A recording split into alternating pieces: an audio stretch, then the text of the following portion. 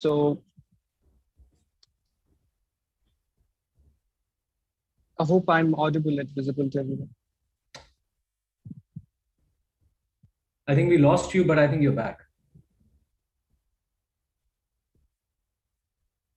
Okay.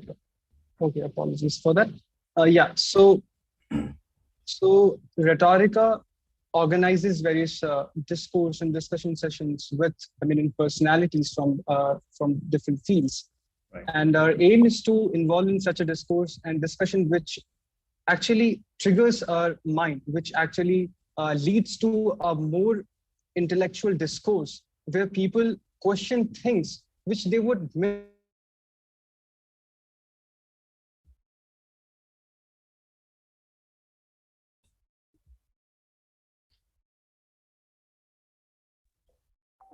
Your video and audio Clearly speaks about our principle and objectives as a debating society, for which we work together to continue this tradition of debating and researching.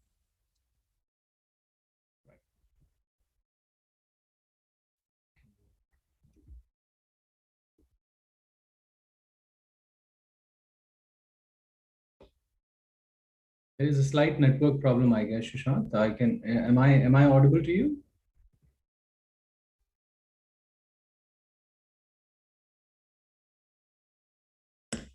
Yes, so you are audible to us. There must be some problem on Sushant's end. Right. We'll try to fix that as soon as possible. We'll begin at 5 sharp. Till then, we'll wait for participants to join.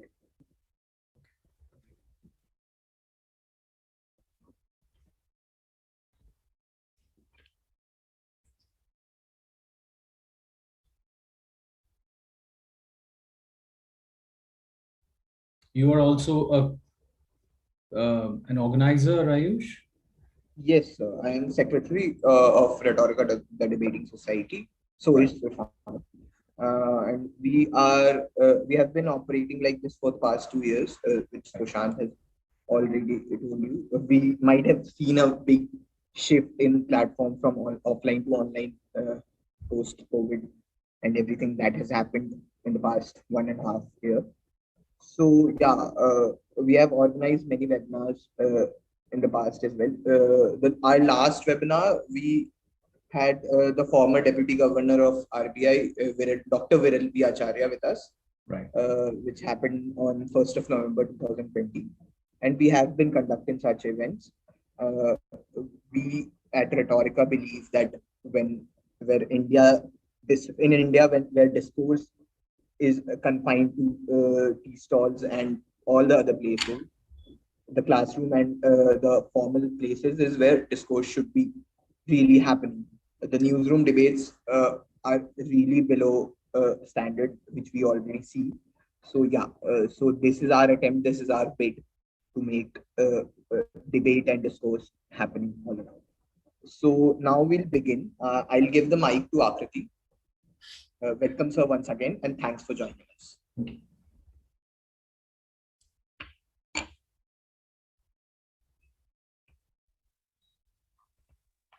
Okay. Hello, everyone. Welcome to this beautiful evening today. My greetings to the Honorable Keynote Speaker, Dr. Ashish Jaiswal, to our dignified professors and every learner who is present in the meeting today.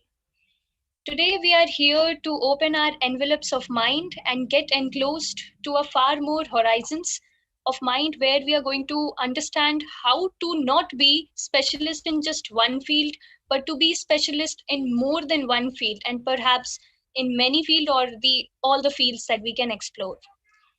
We are often asked this question that what is our aim in life? And we always go on searching for that aim and we proceed to do best in that career and in that field itself. But while we are pursuing that career which will give us job and which will serve our basic needs, there are many other things that we neglect. And all these things were basically latent until we reached a point where we got the bestseller book named Fluid in our hands that gave us a new direction and a wings to explore other fields as well. And today we are very honored and privileged to have a true friend of all the youth of India, Dr. Ashish Jaiswal, with us, who would be discussing and answering our queries related to the system of education that we live today, and how we can overcome the situations and the problems that we face in this system. Often, many times, being a product of this system that prevails in India, we tend to find ourselves exhausted or devastated, and there are many confusions that comes to our mind which doesn't fit ourselves to this existing education system. So for sure today our true friend will answer us our questions and give us directions. So in order to proceed it further, I would like to give a brief about the society which is conducting this very event, the Rhetorica Society. So Rhetorica is the official debating society of FSS BHU and was formed with an aim to not only eliminate ignorance and irrationality, but also to develop art of public speaking among our enthusiastic members. We strongly believe that the legacy of argumentative tradition which we have inherited is a precious stone in the mosaic of our identity, and belief that debating can't be judged on a mere binary parameter of winning and losing. It's more about finding answers to the questions and indulging in contemplations we would have ignored otherwise. But this is what Rhetorica looks forward to. Our logo depicts a podium symbolizing the developed oratory skills of an individual, and our motto, research, rationalize, and represent, clearly speaks about our principles and objectives, a debating society for which we are working together. We took it as a challenge to this stale culture of ignorance and irrationality, and replace it with a healthy debating culture imbibed in values of rationalism and humanism. We have been growing with time as students from various faculties and colleges have joined us in working towards our aim. So, welcome all. Now, to proceed it further and not waste a second even, I would like to call Shushant, the Secretary of Rhetorica, to come and give a formal introduction of our keynote speaker. Shushant, over to you. Thank you so much, Akriti. I hope I'm audible and visible to everyone. Yes. Yeah. So a very warm good evening to everyone. On behalf of the members of Rhetorica and BHU, I extend a very warm welcome to our special guest for the session, Dr. Ashish Jaiswal. A big round of virtual applause for him. We are especially thankful to him for accepting our invitation to interact with the students. Our guest, Dr. Ashish Jaiswal, holds a doctorate and master's in the field of education from the University of Oxford and is currently a research fellow at the Oxford Center for Higher Education Policy Studies. He's also the founder of IHER, India for Higher Education Reforms, a community platform with over 100,000 of students, educationists, and policy makers with the aim to discuss transformative ideas on education. His book, Fluid, the national bestseller in education, assimilates lessons from the approach applied by geniuses throughout our history and offers a fresh model of learning and thinking.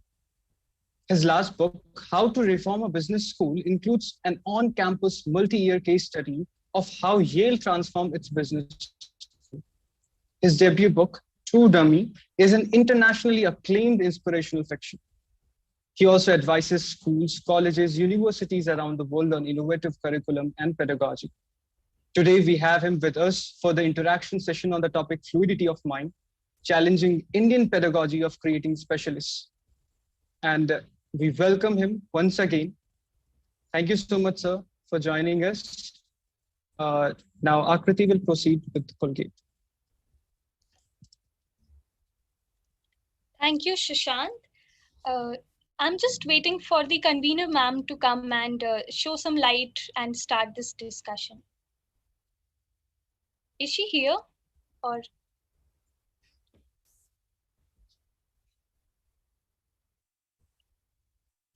Okay, so I think we should we should move forward with the ritual or the convention that BHU always holds, and that is to start with a positive note with the Kulgeet of the university. So I request Ayush to play the Kulgeet.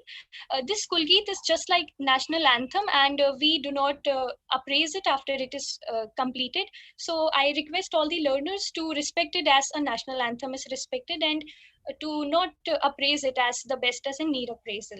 So Ayush, over to you. Is the screen visible?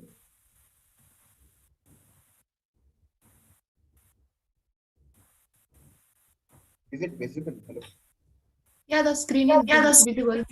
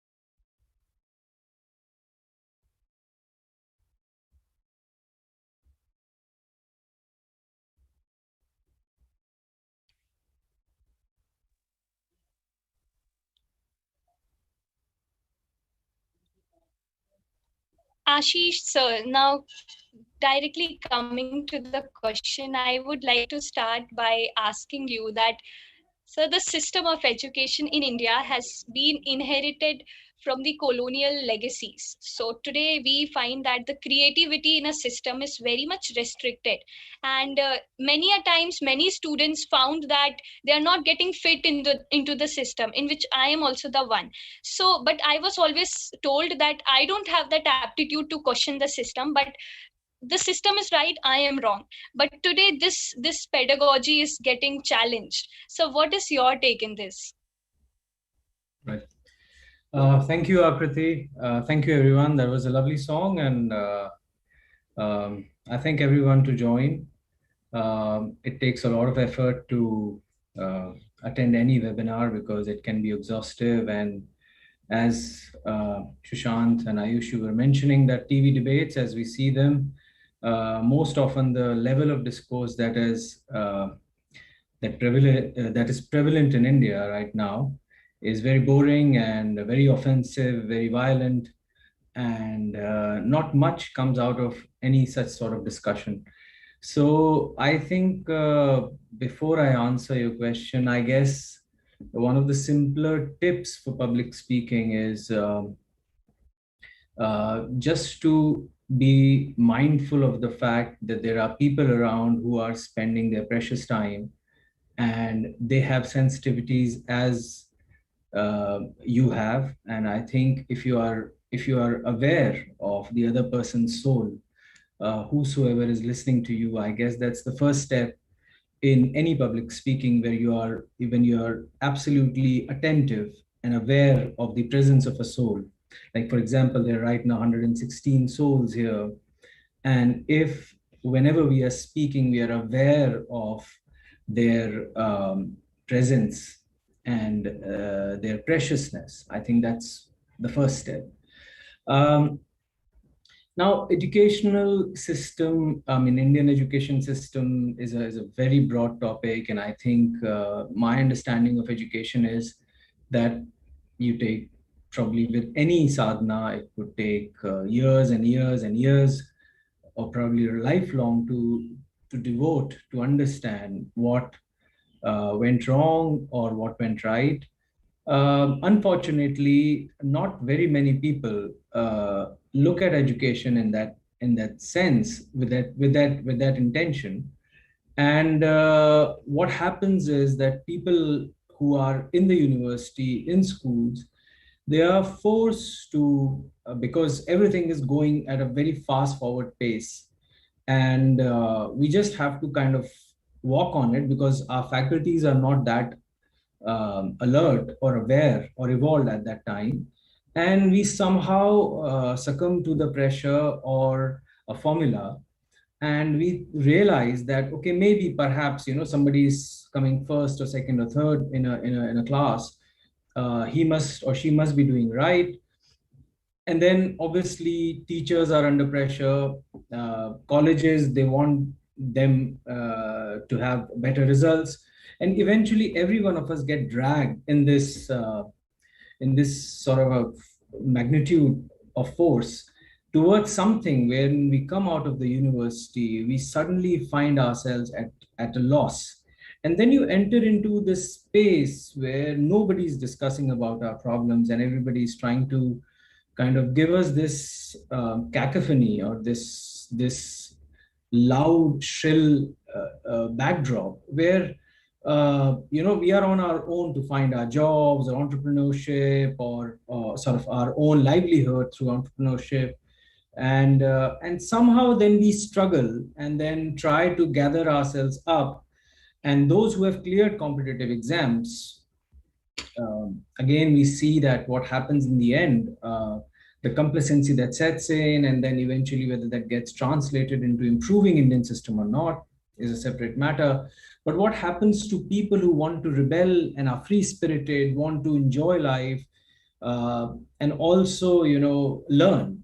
So like you rightly said, that, there are binaries, even in school, colleges, that either we have fun or we are nerds. There can't be anything which is like a spectrum where we are enjoying life, or where we are told that, life is to relish and to kind of embrace, and then also to earn our livelihood or live happily, and then probably leave with happiness.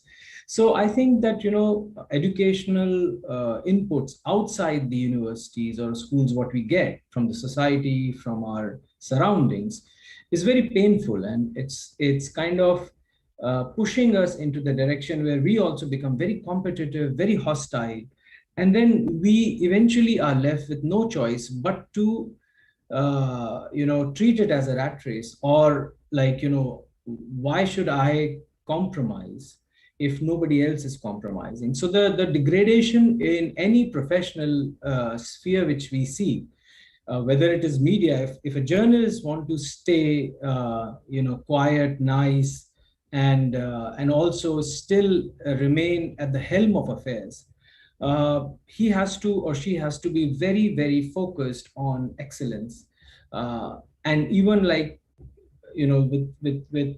with slight sloppiness, you can just would fall into, and then start competing with the standards around you, whether it is medicine, engineering, humanities, writing, literature, poem writing, poem recital, music sort of output. So I think that, we are dragged and forced towards mediocrity. Now, whether we inherited the system through, whether the colonialism was bad, completely bad, and it resulted into a society. One of the things which I want to start with is that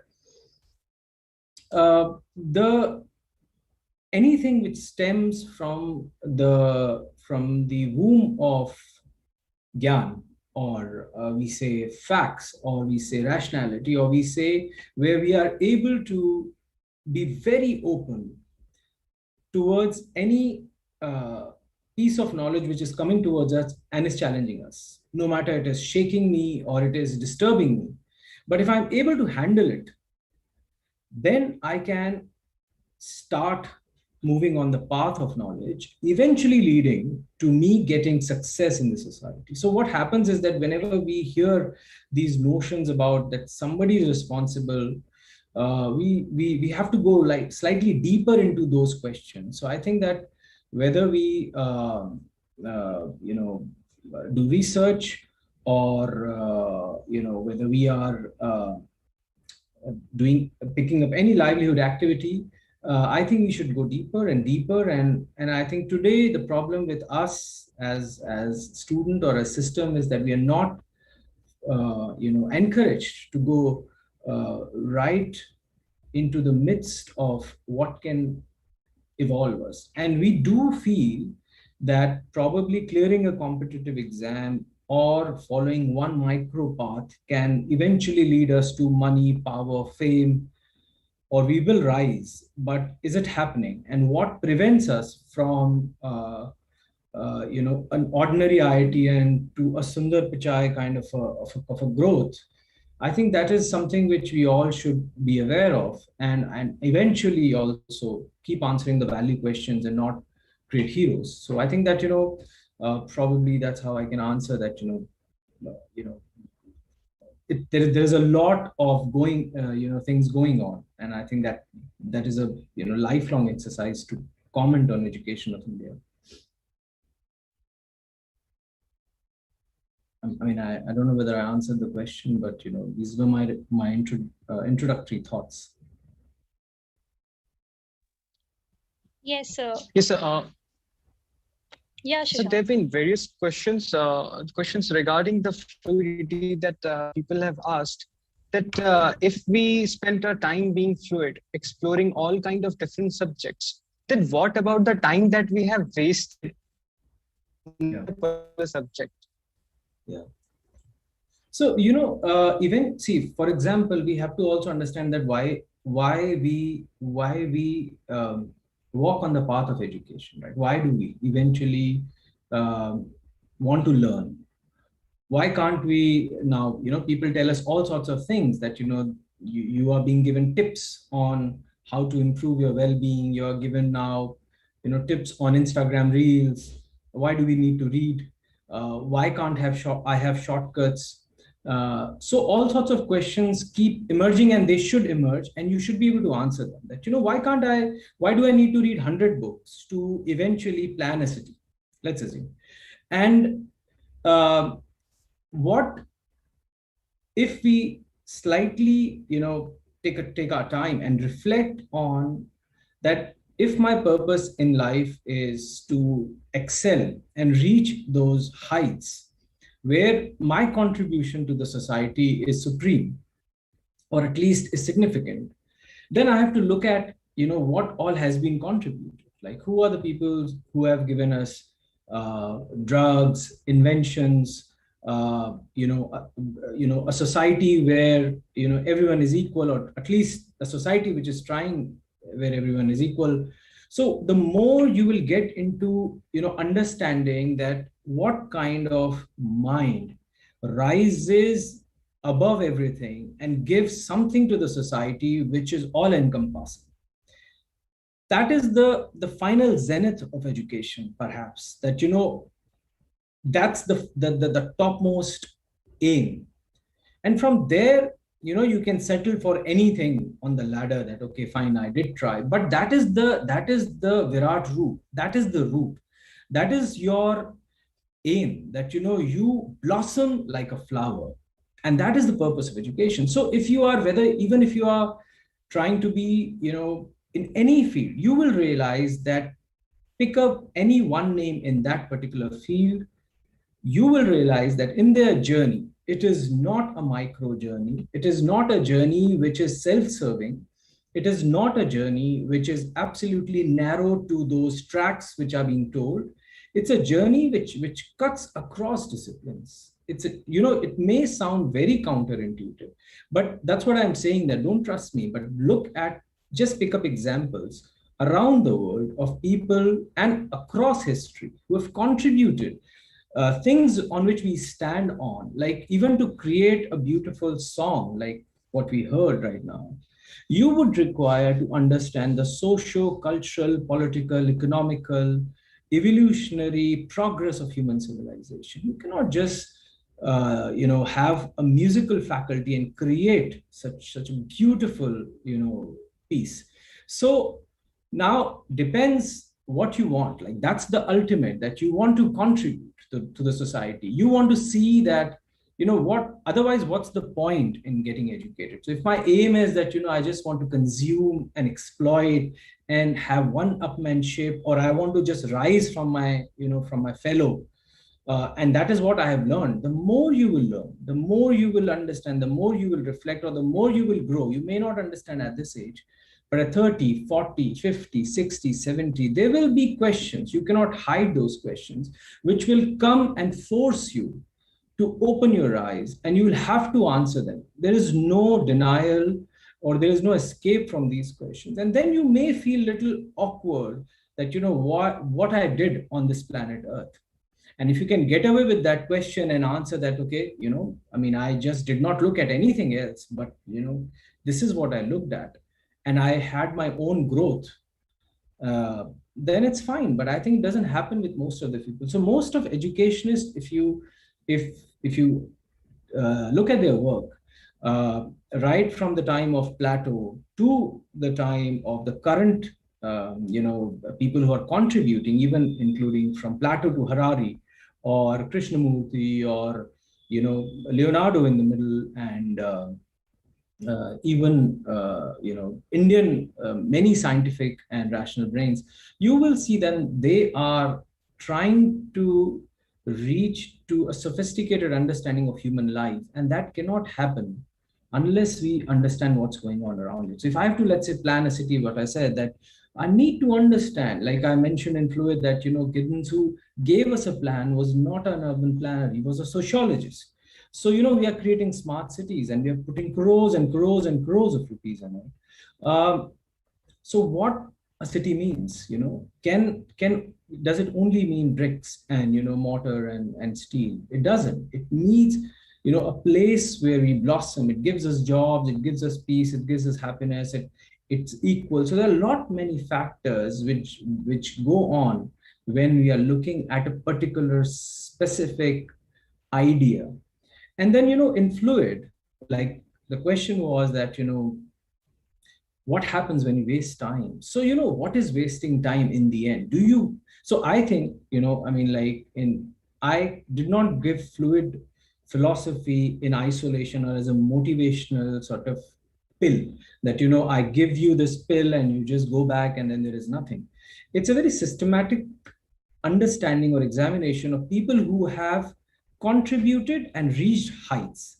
So if our aim as a youth is we want to be aspirational and reach to certain heights of contribution or gain, then we see these examples. And through that, we realize that unless we are able to develop our faculty in all the fields, we will never rise, even if you're in the corporate sort of route, or if you are on your own, living as a free thinker or a free spirit, you can just get stagnated with something which is limited in terms of your understanding of the world. Even, as a friend or as a father or as a lover, you need to be a person who's engaging and who's not boring. And you don't want to enter a room and then look at people's faces. And, what's happening in our society right now is that, which is very strange. And I'm bringing it up here that, in our, modern day parties, I see that and I feel little awkward because I don't drink or I don't smoke. I see people can't have fun and party unless they're completely sloshed and they don't talk, and it's just like smoke and drinking and smoking and drinking and smoking and drinking. So if that is the idea of engaging minds, what is the next step? So can you engage minds? Are you interesting enough to engage the other person's mind with your aura, with your poise, with your words, with your knowledge? And if you are, then that is what's going to take you forward. You can limit and inhibit your mind and keep on, living the life. So I think fluidity is not only a professional, path, but it's also a personal path where I want to be a person who's liberated, who's enjoying life, who understands what is what, and who can help friends. So if I understand the human emotions, for that I need to understand. So if I'm like an engineer and don't understand human emotions, then I'm a very limited person. So it's not only a professional grasp, but it's also for our personal understanding. And yes, you have to go very systematic manner. And in fluid, I have explained that the fluid wheel that eventually anybody, if you look at Steve Jobs or Darwin, or like the examples I gave, Leonardo, everybody had a fluid wheel. And the concept of fluid wheel, which whether they were aware of it or not, or whether, they agree with my thesis or not, but I think that fluid wheel is what we need to have in our life when we are planning our careers. And with machines coming, with AI, with no jobs, with where we are, kind of progressing, COVID, climate change, I think, writing is on the wall that, if we have to save ourselves and our societies, we need to be 360. Yes, so we need to be 360. But there is a question in the chat box by Sudhanshu, and he asks, sir, it's very right that we should work on all sphere of our life. We should be multi-dimensional, but in doing so, we become just average. How to overcome this? How to be jack of all trades as well as master of everything at the same time? Yeah. So, I have addressed this in the middle of fluid, and I have tried to explain it through. So half of the book is about, where I explain fluidity, and then I come to a term called fluid specialist. And, the jack of all trade, and those who have read the book, like, Shakespeare, for Shakespeare, that was the phrase was used for the first time for Shakespeare, that he's the jack of all trade and master of none. Now, the reason why it was used for Shakespeare is that, so, we have to first understand that how do we break ground, and why do we need to break ground? We need to break ground because we want to be better. And unless we are better, we will be very easily replaceable. And if we are easily replaceable, our jobs are at the mercy of either we have cleared an exam and now we have this chair, nobody can replace us, or luck. So, if we have to break ground. So I have explained it systematically, the concept of fluid specialization. And in fluid specialization, of course, I'm not against the concept of specialization. Of course, I'm not saying that, once you read this and that and that and that, and you just live like, free floating electron in the atmosphere. What I'm saying is that, for example, let's assume that, when Steve Jobs had to design iPhone. Now in iPhone, if you imagine a wheel, in a wheel, there are spokes and there is a fulcrum in the center. Now that, whether you are starting a project or a career choice or anything, I mean, you can have dynamic fluid wheels, or you can have your own fluid wheel that, okay, today my fulcrum is, let's say, blank. You say, I don't know what career I'll get into, my fulcrum is blank. But then you start drawing the spokes. So if you see that, let's assume that when Steve Jobs had to design a phone, which had to be the best in the world, let's assume, you say that iPhone is my fulcrum. Now, what are my spokes? I need to have an understanding of aesthetics. I need to have understanding of engineering. I need to have aesthetic understanding of markets. I need to have understanding of simplicity. He picked it up from, Kyoto gardens, from India, South Indian sort of simplicity from ashrams. He picked it up, the creative classes which he took while he was in an undergrad. So, what it means is that your absolute focus on that fulcrum, there is no denial about it, that fulcrum is your focus, but you are drawing across from as many, spheres or as many kind of variables as possible. You're considering them, and then you're kind of creating that product or that career choice from these, like, for example, if I give my example that, okay, I claim, okay, that I want to be in education, or I'm in education. Now my fulcrum center is education, right? Now I can simply live by with whatever degrees I have. Like, when I came back from Oxford, I had this a path which I could have gone into what the mainstream paths were after you immediately come out of a PhD. Now I suddenly thought that, no, I have to gather more experience. So I went to rural India, to southern India, to Indian music, to heartlands of India. I did a lot of work in Chennai, southern Tamil Nadu, and Kerala and Karnataka, and then try to understand the alternative side of education. As you read about Shanti Niketan and about, sort of work of people who are not in the mainstream education. So this is trying to broaden, but, my fulcrum is very, very specific, that, I've kept the fulcrum specific as a larger career goal. And even in that, let's say I have to pick up a project of, let's say, writing a book or anything, then my fulcrum for those many days or months or years become that particular project.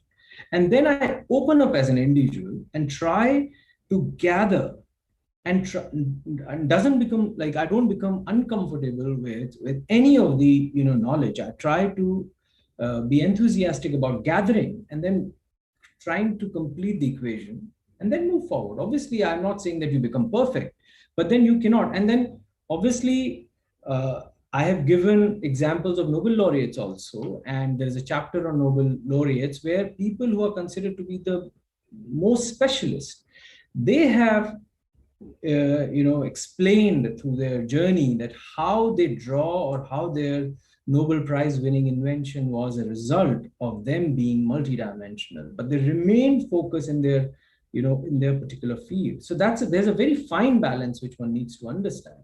And it obviously rests on the principles or the fundamentals of education, with no denial about it. I mean, like, you cannot survive in the world, or at least not excel in the world, without the solid underpinnings of education, which is like, for example, research is one of the fundamental core skill set.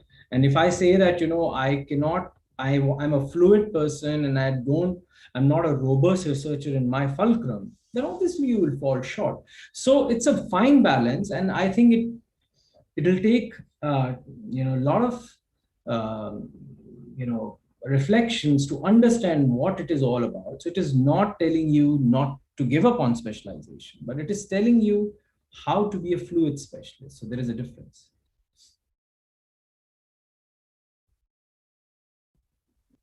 Yes, so basically a person needs to be more than that for what they are right now, and they need to study all the subjects that they come across, but it has to be in a limit. That's what we do. So the next question in the chat box is from Shreyash, and he asked that since we're talking about multi-field speciality, do you think if a professor of physics writes on history, will the top history academicians accept his views? I think they will label him as amateur. Please shed more light on this. So exactly. So I'm not saying that if you are a professor of history or physics and then you are vice versa commenting on that particular field. No. I mean, that's not what I'm saying. I am saying that, for example, like Harari, when he's a historian and he's commenting on the historical progression of our species, he is drawing from the field of evolutionary biology and physics and chemistry and economics, and giving you a very enriched historical perspective.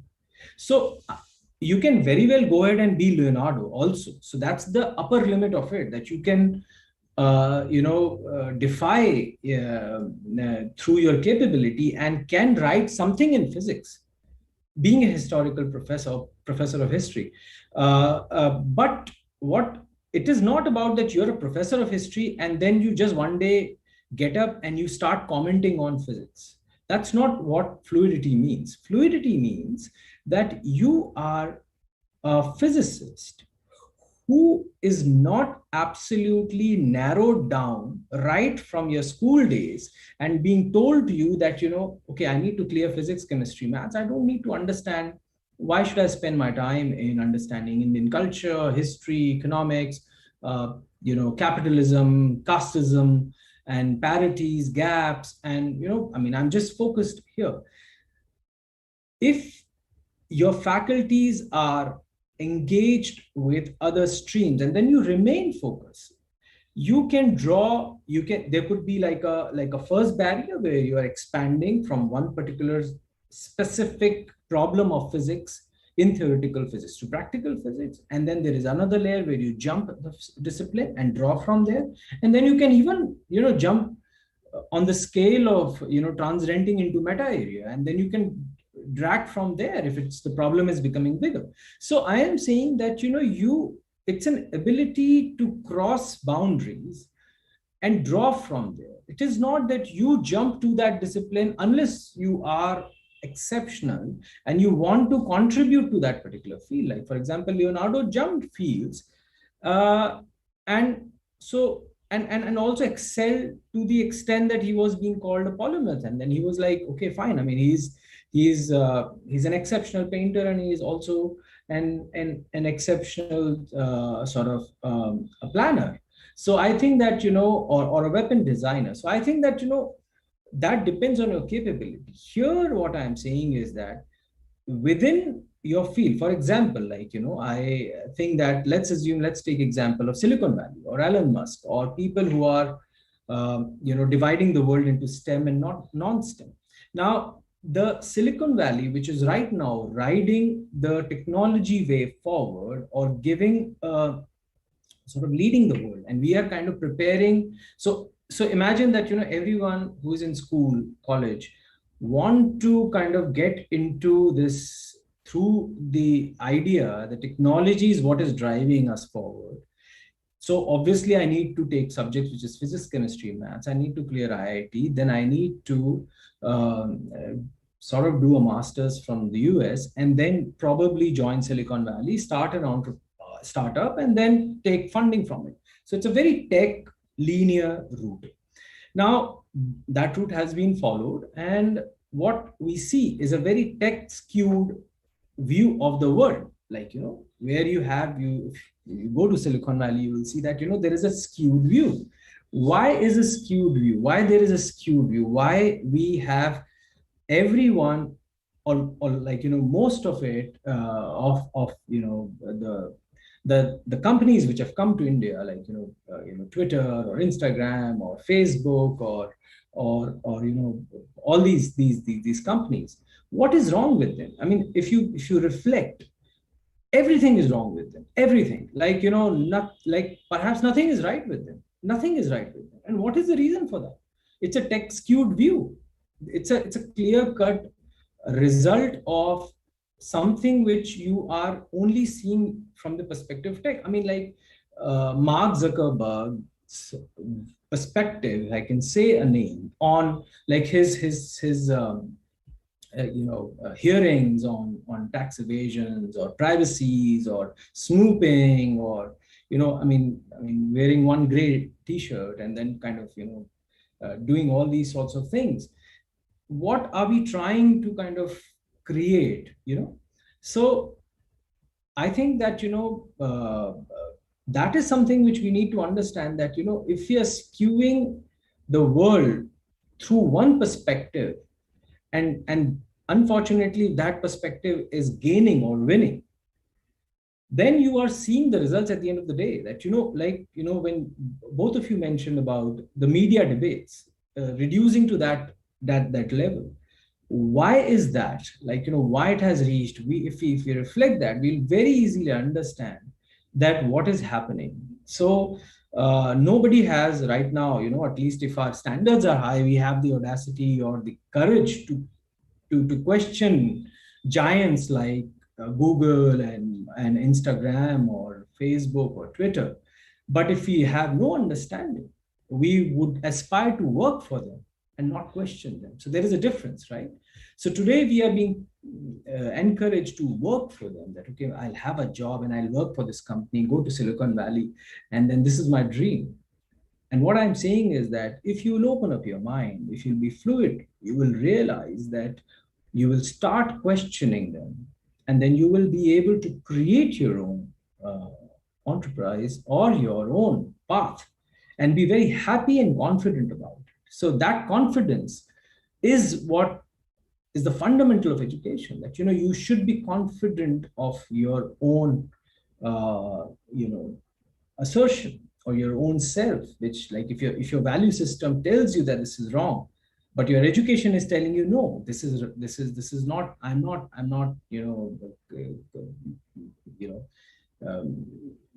made for this, or I'm a mediocre person, then you will be confused. So I'm saying that that is something which one has to understand, that fluidity will always help you in questioning and able to understand. Like, Uber came to India. If our politicians or our policymakers were fluid enough, we would have realized that here is a company, like even a small shop in a corner of a village in India, has to comply with so many laws, because that corner shop has been existing for 2000 years, right? So there are laws. If a company comes and says that I will start a company where I will employ drivers and there will be no PF, no security, no job security, they will have the cars on loan, they will buy it themselves, and they will work for us, and we'll draw commission out of it. There is no legal framework to tackle this humongous issue. Like, why would you not understand that what is this? This can't be allowed, because one day there'll be lakhs of drivers working without any law protecting them, and then eventually a year or two you realize, okay, but why not at the beginning? So it's all about, I think, our awareness. And if we are just overwhelmed, okay, my God, this is a multinational company coming from outside, making so much noise outside in the world, and oh my God, we have to allow Uber. Of course we have to allow Uber, but this is our country's what's that in Hindi, sampada. So it is our it's like mines, it's like a river, it's like anything else. If you allow anybody to exploit your market, that's yours. So you have to at least understand what somebody is taking from you. So this is exactly like that. So if you are aware of what's going on, you will not be able to comment on it. Yes, sir. Thank you, sir. So next question that we have got, that is from Ananya Tandon from MMB, and she asked that according to psychologist Harry S. Sullivan, in adolescence, the child usually disconnects with parents and starts to explore the world with their peers, teachers, and the people the child resonates with. With the whole online education and lack of social interaction, do you think that labeling and boxing will increase? I mean, I can't make a connection between these two, but of course, if we see what's going on, is that look at Instagram and look at Reels and look at what am I dragged to. I mean, if you pick up any sport event going on on the television right now, what kind of advertisements are coming up? Like, you're being encouraged to bet by our sports heroes. You're being encouraged to drink those kind of stuff. So what is happening? We are being sold unregulated bitcoins, right? So what's happening? There is a clear cut understanding which I have developed, and I may be completely wrong here, that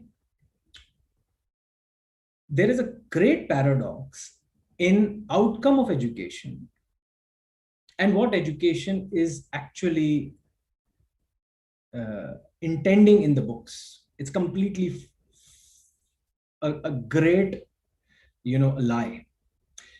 In our books, we are told to maintain our ethos and values and this and that. And when I come out, what is the educational outcome? Who are these people? Are they educated? What is happening in our market? I mean, if I'm educated, do I encourage the youth of the country to bet? If I do, then I'm not educated. So labeling is happening, I mean, as a function of my lack of understanding and the forces winning against me. Like, I am forced and compelled to perform in a certain way, hold on to an identity in a certain way. Like, if I come back to your topic, you said the pedagogy of preparing specialists. Look at our books. Look at what we read. Look at what happens when we come out of the university with that curriculum, which is taught to us across, like whether it is humanities, or it is law, or it is medicine, or it is engineering. Is that curriculum good enough to prepare us to perform at the world stage? That's the first question. Now, apart from forget about the classrooms. I still am a fan of classroom in the sense that I still am a fan of education, what is happening inside. Imagine what is happening outside. That is labeling, that is forcing us to draw labels everywhere. I mean, like, if you see, so if you, I mean, that's what I think. What will sell on Twitter? A sensational, controversial post. What will sell on Instagram? A vain, objectifying, glorifying post. What will sell on Facebook? Something which tells the world that I have 5,000 friends. So everywhere I am told to adopt to this label, if I want to be there. Otherwise, I am a redundant, or I'm outdated, or I am not performing, and I'm forced. And these are the externalities which are now between me and my life, that I have to go through them. And on top of it, like, for example, many of you may be becoming lawyers or intending to become lawyers.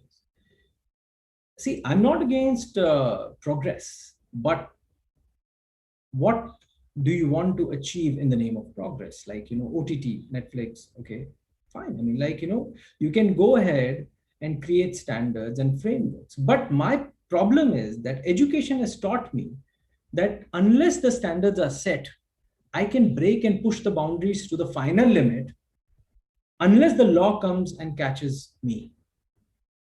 So I will not only objectify women, I will start objectifying, as these OTT platforms or any other go, vulnerable children.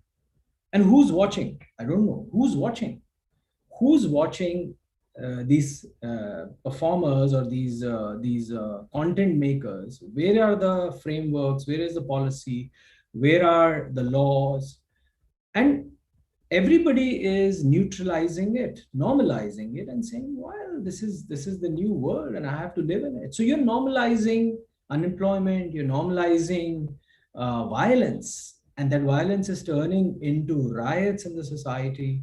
You're normalizing these things which were absolutely no-go zone in the past, but you're normalizing them now. And then on top of it, education is far behind in the list of people. And then obviously you live through these glorified things, and then suddenly you realize that, okay, what am I doing? So I have to, as a company, sell you this idea that live alone, because it takes less resources to live alone. So don't earn much of resource, live alone, and inward, be as inward as possible. And if I develop the shell around me, it's very easy for me to develop. The moment I start engaging with the society and try to think in terms of contributing to the society, there is an obligation. And that obligation, I am being told by the market, is not mine. My obligation is to travel, to enjoy, to be self-serving, to live a life where I'm just here as an individual. So one has to also, so education is kind of not helping us. And I guess the identity and labels are being thrusted upon us through various means, is what I think.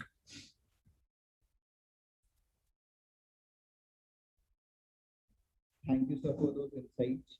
We have a similar question from Priyansh Ladha. He's from NIT Raipur. He asks that how do we introduce fundamentals of fluidity in the long regressive Indian education system, keeping in mind that the pandemic effect on education, which has happened in the past 1.5 years, and we also have the new education policy which was released by the government in 2020. So keeping these two factors in mind, how do we introduce fluidity in our regressive and age-old Indian education system? Yeah. See, pandemic, any test of a thesis, any test of a theory is whether it bears the test of time, right? A fluid came before COVID. Fluid came before the national education policy. National education policy calls for interdisciplinarity. It has opened up subject, thankfully. Fluid promoted the idea in 2018. Fluid does now, in the light of COVID, what I said and wrote in Fluid, does it stand or is it redundant and we can throw it in the dustbin?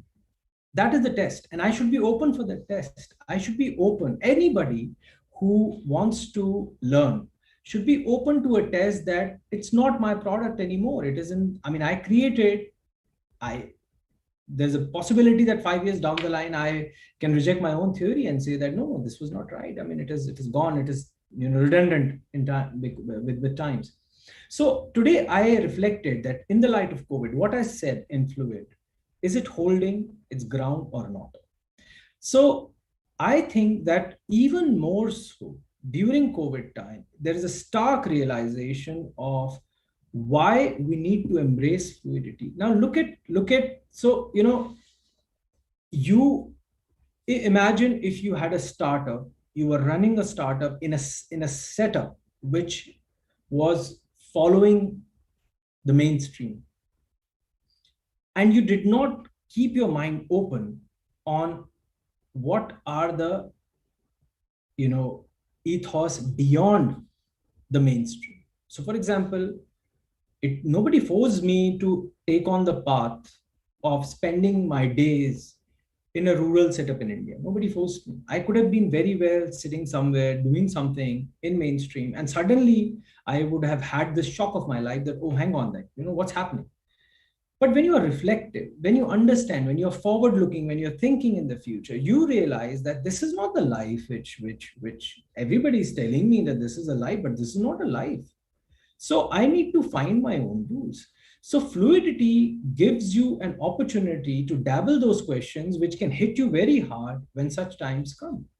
The pandemic came and suddenly people like my life was marginally affected, marginally on many levels.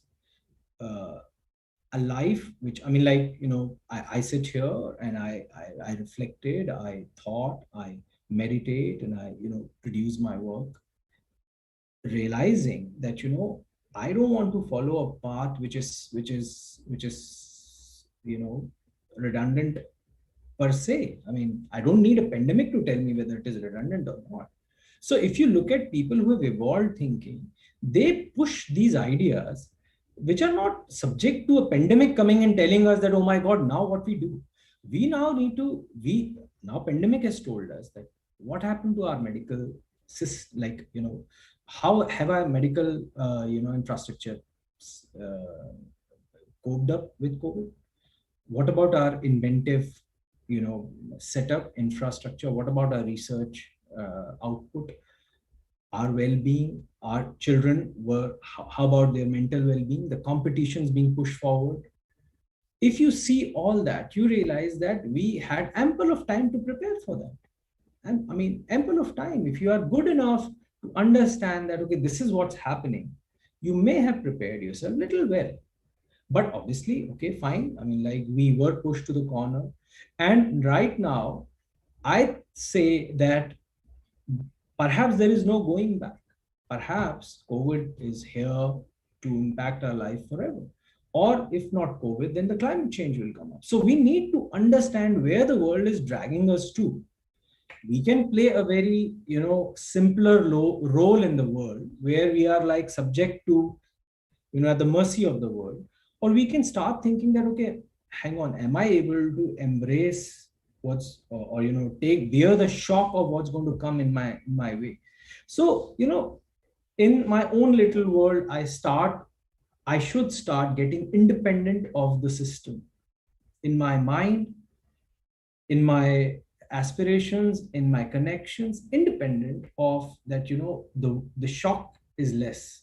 And foresightedness in terms of, so for example, if I have a shop in a village, I have to start thinking before something hits me that my shop is redundant, that this shop is going to be redundant.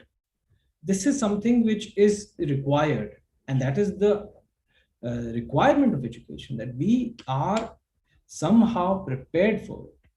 But we go by fad, we follow those paths which are laid in front of us. Like, for even startups, the paths are laid, the venture funders are demanding, this certain path to be followed, that, you advertise, you get into coding, you get into this, you get into that, we will fund you, you start this portal of food selling, this and that. I mean, you can follow a fad and then wait, but you can, think of life as independent, and then, spend some time reflecting on it. And then whatever you will come out with, like, for example, I came out with Fluid independent of COVID. Like, fluid thinking was not post-COVID thought. So I think that, if you're able to reflect properly, then your business, your career choice, your career path, your life choices may have more shelf life than as opposed to somebody's forcing you, somebody's telling you, market is compelling you. You hear that, like suddenly 5 years back, there was a boom in law.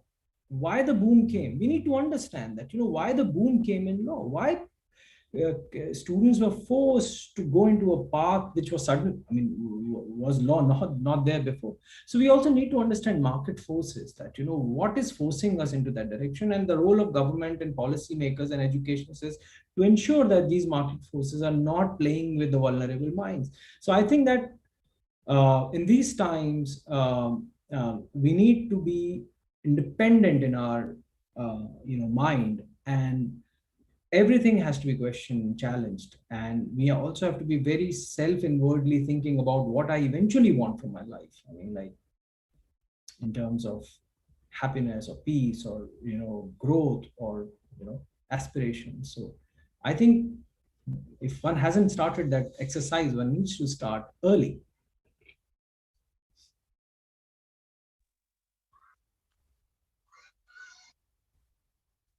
Sir? Yeah. Sir, I have a question. Yeah. I feel to become a fluid person, I feel that there's a lack of mentorship. How can we overcome that? So, I think that there is a certain degree of hostility in our society towards a free-spirited soul. And you all are, I'm sure every one of you must be, they must be aware of it. And I think we are dragged into directions, forced, unfortunately, sometimes by our parents, because they think that we may lose the race of the world, sometimes the market forces. So to start with, there is a hostility against the very idea of doing something different, or living a life which is different, or someone who has accidentally got into a different life. The society in general also questions and try to put you in that particular box and label that, oh my God, you haven't married. Oh my God, you're a girl and you are doing this. Oh my God, you're a boy and you are doing this. What about marriage? What about, your children? What about your job? You're not doing anything. What will you do in life?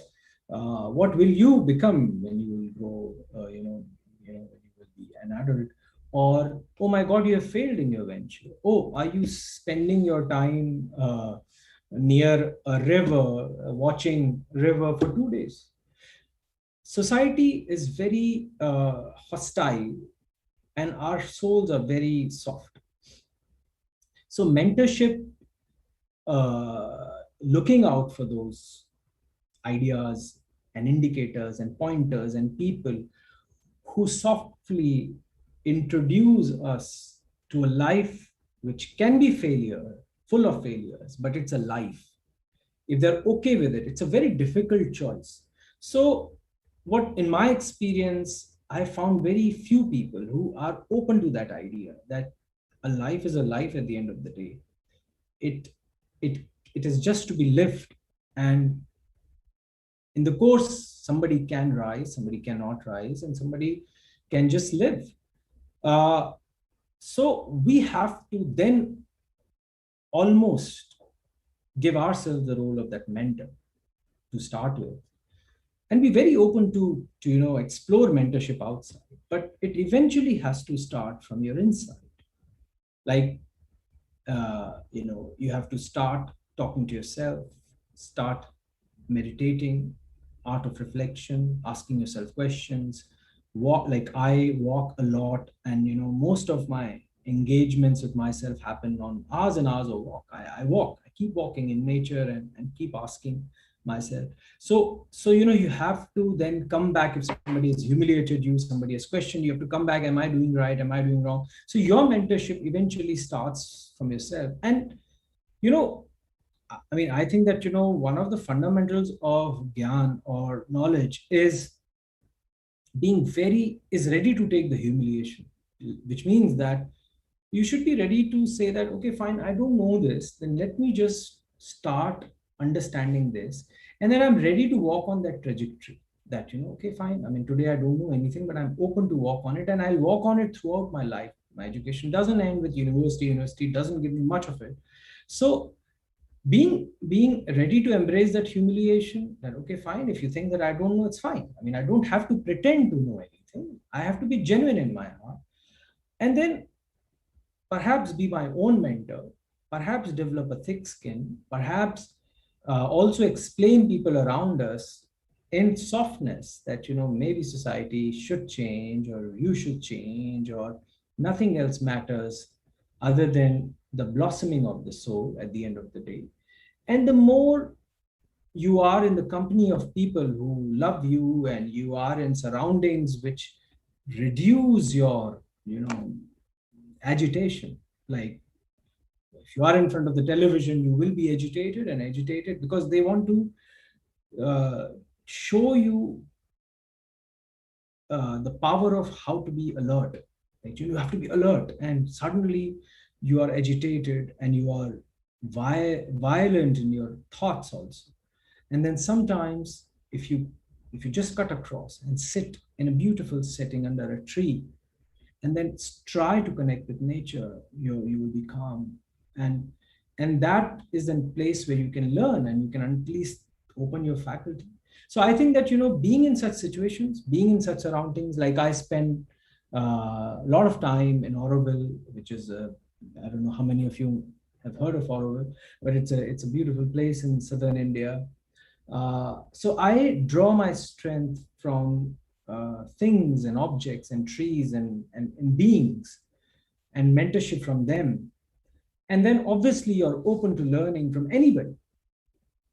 So that's what I think, that, if you start developing your own reflective lens as a critical thinker, that is the first step of I guess, walking on that path. Good evening, sir. My name is Ashish Garg. I'm a BA first year student from Faculty of Social Sciences. Sir, my question is, earlier the production of knowledge was limited to academics, but now the growing field of online learning and its diversification has created a new scenario. How would it affect the education which is imparted and practiced in institutions? Now, we can see that knowledge is produced by people who are from outside the circle of academics. For example, platforms like Graphy and Udemy, which are facilitating courses designed by various peoples who would possibly never join institutions to teach. So how does it will affect our whole education system in particular? Yeah. Thank you, sir.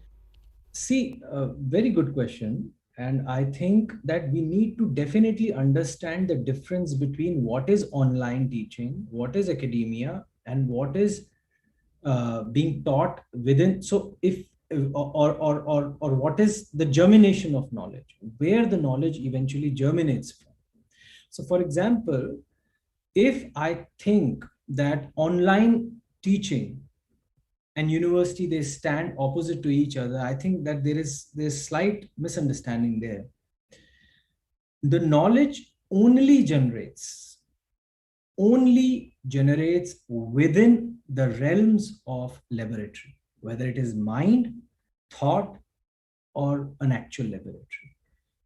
That is the germination of knowledge. It doesn't require university. It doesn't require school boundaries. It doesn't require a classroom. It doesn't require online. It doesn't require internet. So we have to first understand that any piece of knowledge which is not already there and which is a progress will generate out of research. Now, if that research, universities were revered and are revered because universities first collect those minds. If you're talking about, let's say, BHU or Princeton or Harvard or Oxford, you would first attract those minds who are willing to contribute to knowledge or generate knowledge, and then you will provide an environment where they can learn the tools to produce knowledge, and then they go out and work in laboratories and then produce, whether they are social scientists or hardcore scientists, they will produce a piece of knowledge which will eventually come from a research paper. And that research will eventually go into the society and then will be translated into, products or solutions and all that. Now, of course, with the progress of, the world, you can very well generate that piece of knowledge outside. And then there was a connection which was established between university and industry. There's a very strong link, or rather, there was a very strong, even today, like great universities have a very strong link between industry and academia. Like in Oxford, there are very many scientists, professors who have successful companies which are being incubated in Oxford. And then they are, even billion-dollar companies. In fact, this vaccine is a product with the support of Oxford, AstraZeneca vaccine and University of Oxford collaboration. So, what we have to understand is that, is it original piece of knowledge which is coming up? It can very well come from the university. It can very well come from outside. Or it is just a rehash or regurgitation or just a reproduction of something which is not original. So if I hear a lecture, which is just a simple lecture, and it is if a Udemy lecture or any lecture is translating the function of university, absolutely fine. There is no, obviously universities are also online, and they are giving lectures like Harvard's and Oxford's and Cambridge's. They all have given lectures, free lectures online, and that is there for people to study and enhance their knowledge. But what happens is that, according to me, knowledge is a web. It is not like one Udemy lecture, right? It's a comprehensive web. So my problem with people like, let's say, Elon Musk also, I'm taking his name because, very popular right now, and, these Jeff Bezos and all that, going to space and all. Of course, you are university dropouts and you are, producing something which is innovative and a piece of knowledge and original. But are you aware of the whole web of knowledge? If you are aware of the whole web of knowledge, irrespective of your university education, and you've done it outside, perfectly fine. Who's stopping it? University is just there to facilitate you. So if you are gathering knowledge from these online platforms without developing this web, we are, tubular, and we are narrow. So we will just be like these Alexas or these Siri. We'll just produce output based on what is the input. So I can take one lecture, or so for example, one of my friends, he came to England to learn graphic arts. Now, 6 months down the line, it was a 1-year course. 6 months down the line, the most prestigious graphic designing course. 6 months down the line, he said that, you know what, Ashish, I have not had a single chance, an opportunity to produce graphic art. Everything which I'm learning is theory, complete theory. And I was like surprised. This was like early days when I was also a student there.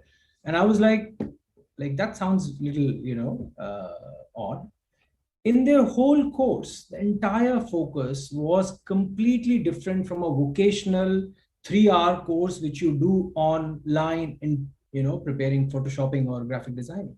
It was a fundamental understanding of what art is. And cut to 15 years down the line, I and he are talking, and he said that I have never had such a strong understanding of design which I had in that 1-year course.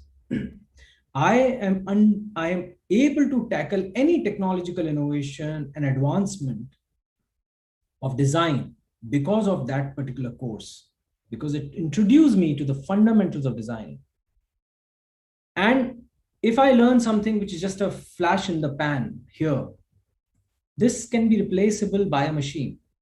It is difficult for a machine to replace that. It will take more time. So that is something which one has to, prepare oneself as, that whether it is online or offline or university, it is about getting to those web of knowledge, which is then preparing you as an output, which is extremely enriched as a lawyer, or if you're preparing a speech, or you are preparing an argument in a court, or you are a judge, or you're an IS officer, or you are an IPS officer, or you're a scientist. it all germinates from the sophisticated intrinsic web of knowledge which you have. You cannot get it from 4 lectures or 3 reels. It cannot happen.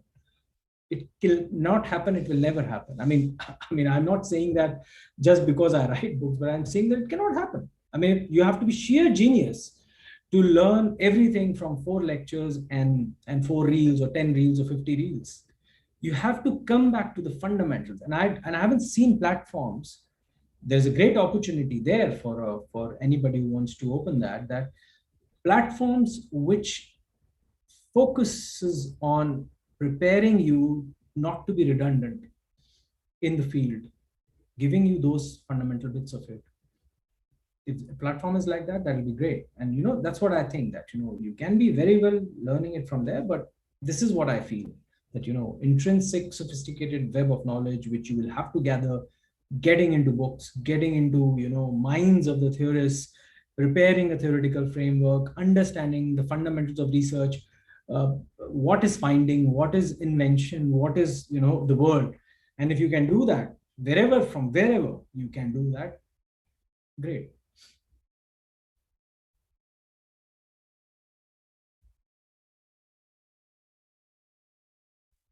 Yeah, I've answered.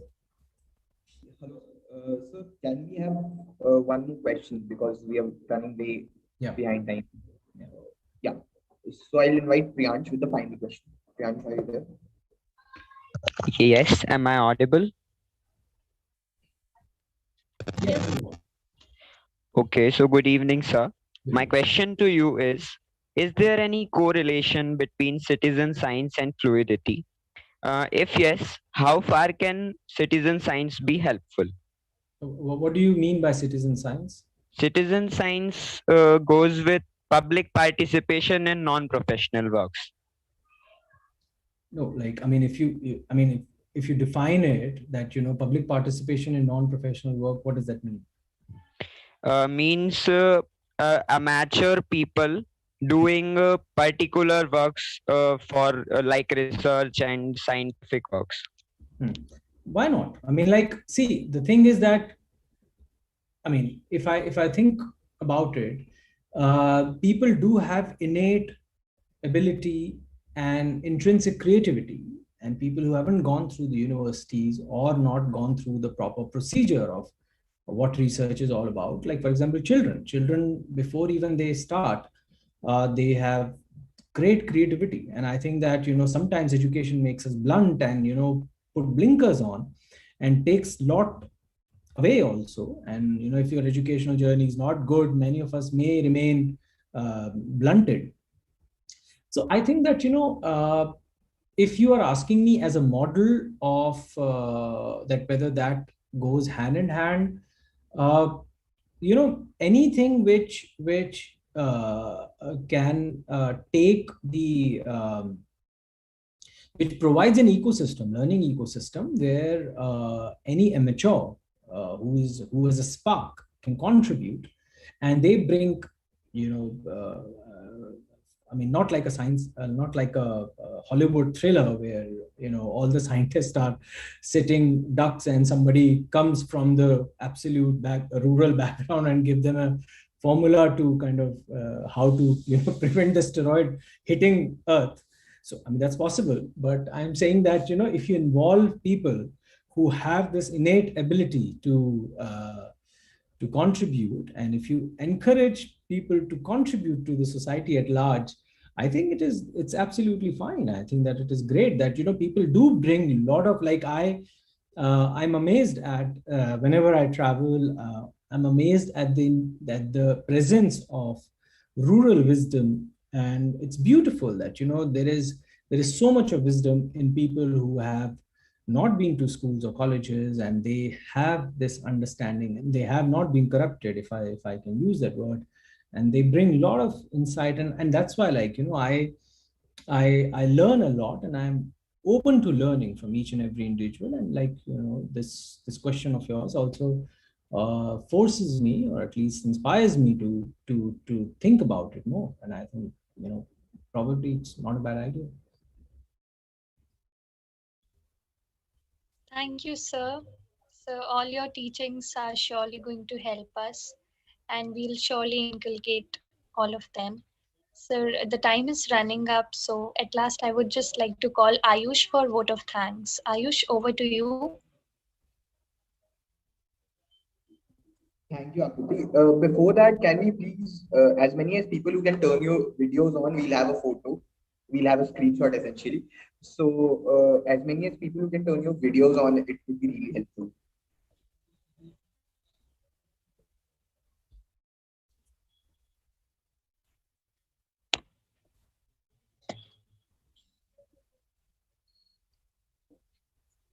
Can I say something? Sure, sir. Sure. Yeah, so there's a question from Abhishek Chavan who's saying that Google is hiring people from multiple varied backgrounds. Absolutely right. Whether it's Google or whether it is any other company, they will eventually take people with varied perspectives. Those are the people who are going to rise high up the ladder. Those are the people who are not going to be replaced by machines. So perfectly all right. They're not looking at degrees anymore. As the world will progress, degrees will become more and more redundant, and there will be people who will be valued for their knowledge. That's perfectly fine. Vandana has asked about that. It is increasingly difficult because it is attractive, but it is difficult because we have to prioritize and manage our time. Of course, you have to, but there is no way escaping it. If you narrow yourself down, you may find yourself limited in various aspects of life, and it may eventually haunt you and catch you in some of the other sphere of life, whether it is your personal life or professional life. So it is a difficult thing, but it requires a balance. You need to remain focused, but you never shy away from taking and learning from other spheres. So don't you think Gurukul okay, Akriti has asked that don't you think Gurukul system of education was better in creating desired output when education was not limited to jobs?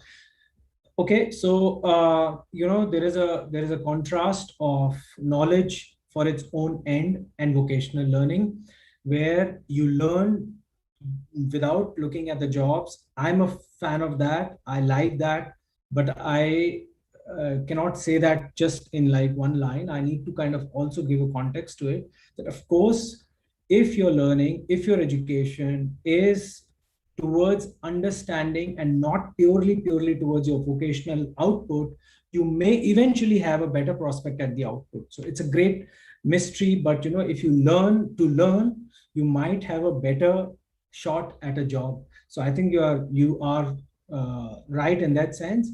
And Gurukul system was multifaceted, no doubt about it. But we do require a modern version of a Gurukul system. Yes, of course. Sundar has said that concept of meditation and education helps no one. You need to be self-reflective, and meditation and self-reflection are the way to go. And the more you are able to be in control of your mind, the more you will be able to negotiate through this universe in a far better manner. So I think that the first step or milestone in education is to have tools to control our mind and make it our beautiful friend rather than it becoming an enemy. So I think meditation and all such tools which can help us to make it our friend and not our enemy. Mayank, isn't it so that today the subjects are so detailed that if you go into the detail of something, you don't have time? Yes. So, we start with a broad base. Mayank has asked that, subjects are in supreme detail. But, Mayank, I have to share that, most often you will find that experts are lacking in fundamentals and not in the specialized area. So you lack at the beginning and not at the end. So subjects do require a kind of going narrower and deeper. But if you start with a broad base and keep yourself open and keep drawing and be mindful of drawing from every sphere, you will definitely be a slightly ahead of your peers. Okay, can I read a couple of things? Also, the questions are coming. Can I read it and answer if you want? sir. Sure, sir. Like Kusum has said, since childhood we are asked to study for exam, be it midterm, session ending, or competitive exams, and I feel this is the reason why most of us don't give much time to our hobbies and interests. So I want to ask, how can we strive to improve when we are so of course evaluating you on your particular subjects, and that was the topic. Unfortunately, I may not have addressed directly that Indian pedagogy is slightly redundant because it is stripping us away from all the other subjects and asking us to focus on that particular subject and evaluating us constantly. It's a journey, it's a battle, I think, which is unfortunately thrusted upon us, but you are in for a good time. Unlike your parents and previous generation, as the world is moving forward, degrees are getting redundant. 10 years down the line, nobody's going to even ask whether, today IITs is a prestigious badge. It will lose its prestige 10 years down the line. Degrees will lose their prestige. So you are in for a good time. If you keep preparing yourself as a mind, degrees will lose their relevance. They will only be relevant at places which are like, government jobs, which will be even lesser and lesser, or like some kind of a qualification at somewhere. But to live a life and excel, they won't be required. So if you are troubled by evaluations are going, down and down, and then you should just keep holding on to yourself. But I can feel the pain. How can parents and teachers deal with pressure of exams and fluidity? Parents have to understand that the formulas which were given to them through the media or these full page ads of clearing one exam and seeing that their child will become successful in the end, no more works. It will not work. It hasn't worked. If you look at the recruitment figures post-COVID, pre-COVID, and if you look at the recruitment figures in future also, it's not a golden ticket anymore. So forget about pressurizing your child. Just think that your child has to be prepared for this world in a much better manner, which can be done, thankfully, as one of the questions was, that online does provide you a lot of resources to prepare yourself. And today you can create your web of knowledge by not paying that much, which is being asked from you through these private universities and degree costs and expenses. You can prepare your own web. It's a fascinating time in the history of humankind. So you can do that. Right. In India, where economic disparity, I'll take the last one, otherwise, I see boring faces. In India, where economic disparity exists at all levels, will a person risk his hobbies? No, so I'm not saying that you pursue your hobbies. I'm saying that to come out of economic disparity, Akansha, you need to be a fluid mind. You cannot, it was taught to us to remain tubular. Like the opening sentence was that in colonial times, we were being, forced to prepare ourselves as the clerical mind and not a fluid mind, which was the fancy of the aristocratic English class, who had all the time in the world, like Burton Russell and all the people who had all the money in the world to be, to pursue all the fields and then dominate the world. It was us who were, forced to pursue this one line and, just not open up our minds. And if you'll do that today, you will remain at the bottom ladder. And that's the whole, path of education. So disparity can only be cut across by a fluid mind and not by someone who's just not ready to open up. Right. So questions they keep coming, but I don't know. In the acknowledgement of your book, you mentioned a conversation with Javed Sahab. Can you please take us to that moment? Okay, right. I can take this question as the last one. Yes, I did. I'm lucky that I'm fortunate that Javed Sahab has come to this very place where I'm speaking from, my study, and I was fortunate. So yes, I have had the opportunity to speak and interact with Javed Akhtar Sahab for on more than one occasion, and I think that I found him exceptionally bright and alert and fluid on many levels. And I think we somehow often think that creating those great scripts of 70s would take an art, would just take a writer. I think what I realized is that it was, or there were two minds who had amazing understanding of the socio-cultural, political, economical landscape of India, which gave us script like Sholay. So it wasn't like a mere writer, but it was a fluid mind who had brought, and very sharp, very diverse. And I think that, whenever you get an opportunity, you should listen to him and engage with him, because you can learn a lot. Yeah. Srishti has asked me, sometimes you said our works don't define who we are. I want to know how to define ourselves and our areas of being fluid. Sometimes you said our work don't define who we are. I want to know how to define ourselves. Well, I think that what I have said, perhaps, that, you should not let only be defined by your professional identities and your work which you pursue. You are more than what your work is, and you should be defining yourself, or whenever you're writing about yourself in your journal, that you're a person and you are beyond the label which society gives you, like the card which you hand it over now, not anymore, but like, that I am this person. You're not that person. You are much beyond that.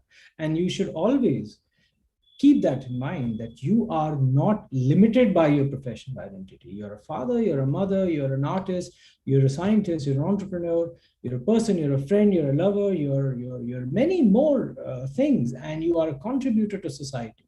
So we are being just reduced to this professional label, and we are just being seen through that from in the 9 to 5 zone, and that what strips you of the pleasure of life. And I think that's what I meant, perhaps, when I say that don't let the work only define you. Let your personality define you, that who you are rather than what you do. I think that rapid fire was far better than the rest of the session, because I was trying to answer most of the questions. Yeah. Ashish sir, just last question. I am very curious to ask this actually. And sir, is it possible for everyone to be fluid? I mean to say that, can't we say Leonardo da Vinci was a exceptional person, or he was a inborn talent, a God gift? That's why he was fluid. But as a normal human being, if we are trying more than one thing, our aptitude may not go with us in So, that. yeah, perfect. So see, like this pencil, Leonardo was right here. I am saying that no matter where you are, depending on your capability and circumstances and situations, you start from here. There is no singularity. You start from here, and being whatever capacity, resources you have, you travel. And you travel, you keep traveling on this path. So what I am saying is that fluidity is not eventuality being like Leonardo. It is like embracing everything else, and you keep drawing all of it towards your field. So if you want to progress and not get under the boots of capitalism, or under the boots of people who bring you down as patriarchal society, or as a society which diminishes you, or as a society which is harsh, you need to understand the debates and the nuances of the debates around you. And that can only happen. Now, I can very well understand that a rural setup girl who may, I'm not saying that, and I've seen a lot of progressive parents, but if you are being forced in one direction, unless you are able to open up your mind to realize that, what all exists in terms of the debates in a society which is not patriarchal, then you will not be able to reach or blossom to that level where you can contribute and live life with head held high. So work-wise fluidity, perfectly fine, but there's a personal side of it also. So if you as much as you go up, it's up to you. But it's, of course, in the end, if you are capable, you can do that. But fluidity is eventually not professional per se. That's what I say, that it is also about you living a life. When you're 80, 90, 100, you will have a life, memories, experiences, and these captures which will keep you content and happy. And you will say that, okay, I lived a life which was rich, and not a life which was like, I don't know, I was a mule or just a worker. Thank you so much, sir. Over to you, Ayush. Thank you, Akriti. I'll begin. This is the vote of thanks for the events. This is a very formal thing, but I will start off with thanking you, sir, of course. Thanks for joining us. Thanks for being here. Thanks for answering every question that came your way. We knew that like a webinar couldn't, like a conventional webinar couldn't be as interactive and as engaging as this interactive session and interaction became. And thanks for like having that idea of having an interaction session rather than a webinar. Thanks a lot, sir. So I also thank my seniors who are the founding fathers of Rhetorica. Our convener, ma'am, who happens to be the faculty student advisor of Faculty of Social Sciences, BHU, Dr. Anuradha Singh, ma'am. I'll thank the university and the faculty for being supportive to us, for supporting us through the times. I would thank the volunteers, the first year volunteers who are here, who helped us have this event. Thanks to a very big thank you to all of you, that this couldn't have been possible without you. The working committee of Rhetorica, of course. We at Rhetorica believe that discourse and dialogue is how things can be sorted out, how things should happen. So yeah, thanks to the working committee of Rhetorica, and also people who have joined, people who pinched in their questions, people who asked questions, people who heard two answers, people for being patient out there. A very big thank you to all the audience members who were here. And we promise you that we'll bring back more such events, more such sessions, more such webinars and interactive sessions to you whenever we can. Thanks a lot, everyone, for joining. Thank you, sir. I have to also say something in the end. Sure. There are two things which I want to leave you with. One is that in most of the questions, I see a sense of, unfortunately, fear. And I can totally understand that we in India fear because there is so much of overwhelming pressure on us. I can only request you guys that please do not be fearful of the surroundings and the life ahead. It's a beautiful life, and you do not have to, because your fear is forcing you to ask questions which are limiting you.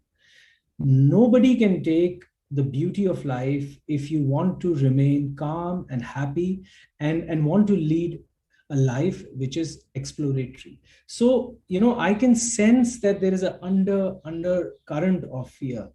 The day you will develop courage, or you start developing courage, I think that is something which will really help, because of course we are always surrounded by fears that, oh my God, what's going to happen? So this is my request to you all, that try looking at the brighter side of the life. Whenever an adversity comes your way, whether it is you're not getting a job or you have a breakup or anything else in life, you can only move forward with courage, and don't fear. It's a life which has been given to you by Almighty, and you have a beautiful circumstantial life which is in front of you, and you can contribute greatly to the society. So that brings me to my second last point which I want to give, is that even one person out of you is able to take whatever we talk today and create an opportunity for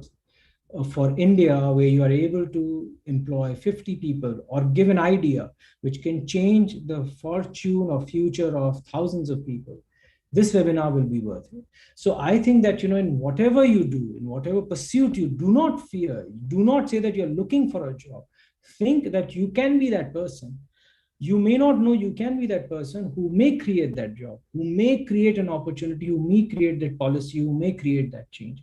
So think about yourself in the brighter light, and just reflect on the brighterness of yourself rather than thinking that you cannot do it. That's it. Thank you so much, sir. Thank you for the message. We would listen for more time. I mean, if that would have been possible, but we are limited by the time. Also, for everyone, I'm sharing the link of the sir's book, Fluid, here in the chat box, and I also share with everyone in the WhatsApp groups that have been in with our members of the society. Please do buy this book. I have read it. It's a wonderful book, I would say, Fluid. and do buy it. It's a wonderful book. You will get a lot of ideas after reading this particular book. So it's a book made for students. Every student must read it, I should say. And sir, thank you so much for all the answers that you gave today. Thank you. It was very insightful. Thank you so much. And we would love to have you in our future events. Thank you. As Rhetorica organize such events. Thank you so much, sir. Thank you. All the best. Have a nice weekend and take care. Bye-bye. Thank you. Bye. Good night, sir.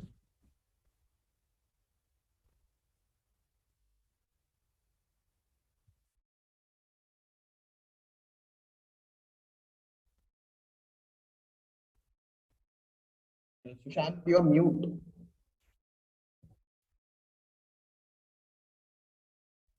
Okay, so all the thing that I said, that was on mute. Sorry, you are mute. Like Okay. you mute on mute. I muted you basically after. Okay. Okay, everyone. Thank you so much for joining Thanks us. for joining, everyone. Thank you for joining us. This was a wonderful session. Thanks a lot. I'll end this meeting now. Volunteers will join through Google Meet. I'll send you the link. Okay.